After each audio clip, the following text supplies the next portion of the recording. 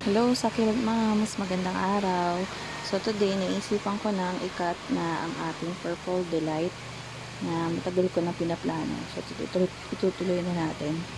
Kasi nga makikita niyo mahaba na siya at hindi lumalaki yung mga dahon niya. Hindi lumalapad. So, ito, may babies siya pero nakita niyo yung stem niya talagang bumigay na rin. Hindi na siya lumalaki dyan. Kaya yan, ikakat na lang natin siya.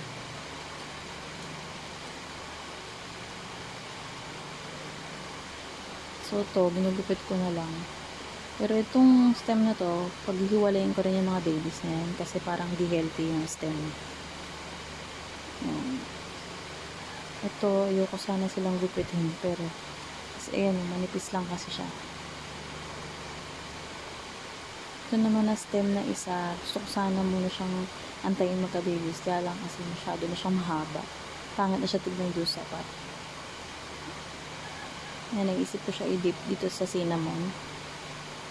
Pero kahit naman hindi niya siya i-dip, tapos diretso tanim, okay lang naman siya kasi hindi naman to maselan si Purple Delight. Kaya lang naman naisip ko lagyan to, kasi ulan ngayon, para lang maiwas na magka-fungus sila. So yan, diba, parang ang liit-liit niya. So sana lumakas siya pag naripat ko siya. Kasi fast training rin masyado yung yung una niyang pot. So this time naisip ko ilagay siya sa medyo mas maraming organic na soil mix.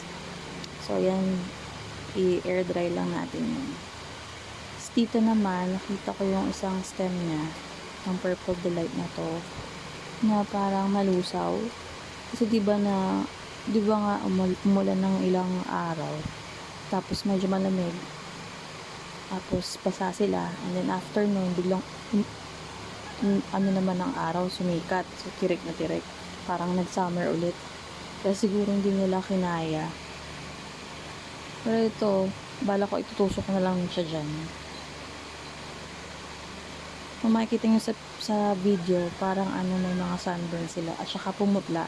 Unlike nung mga nakaraan, ang ganda na ng kulay niya eh. Sobrang purple na talaga na reddish eh.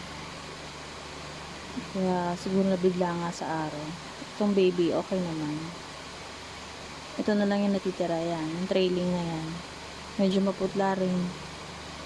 Sana hindi na hindi na mabali. Ito yung pinakamalaki sana na nabali. Yan. May mga konting signs din siya ng sunburn pero okay naman siya. Tinusok ko na lang din siya dyan. So far hindi naman siya nag-rot. Ito si Chloe na talagang nalusaw. Imagine nyo basang-basa sa ulan tapos tumirik yung araw. So, talagang nalusaw siya. Kung may nalulusaw, ito namang isa, si Pig's Ear ay gumaganda.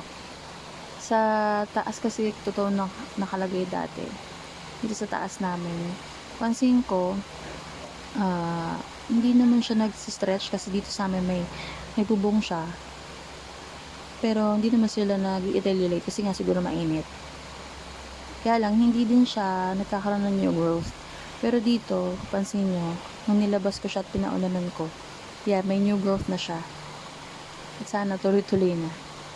Gusto ko pang bumili ng isa pa niyan.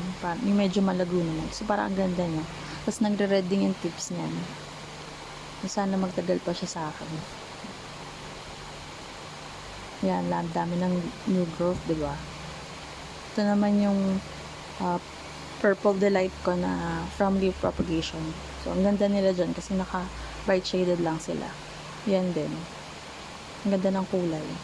Kesa doon sa mga naka-ROS na namutla talaga. Yan, diba? Ang ganda. Tapos dito, naisip ko maglagay ng net para lang makaprotekta sa kanila. So, yun lang.